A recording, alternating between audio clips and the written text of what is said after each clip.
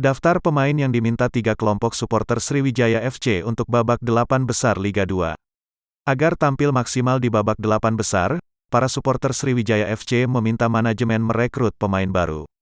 Meski begitu, Kepala Pelatih Sriwijaya FC Neil Maizar masih belum banyak berkomentar membahas tipikal pemain yang bagaimana dan butuh berapa pemain baru di kesempatan transfer window, 1-4 Desember tahun 2021 ini. Ketua Umum Kelompok Supporter Sriwijaya Mania Edi Ismail yang cukup bersemangat mengingatkan agar manajemen bisa memanfaatkan masa dibukanya kembali jendela transfer pemain untuk menambah amunisi agar lebih bertenaga menghadapi tim-tim tangguh di grup X babak perempat final nanti. Pengusaha otomotif ini menyarankan agar mencari pemain bagus yang mau main di Liga 2, terutama dari tim yang tidak lolos 8 besar. Ia mencontohkan rekrutlah striker naturalisasi PSG Pati, Osas Saha.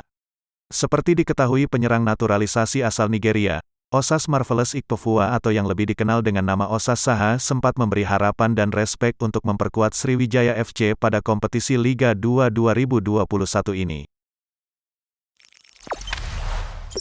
Jangan lupa subscribe, share, komen, dan like ya!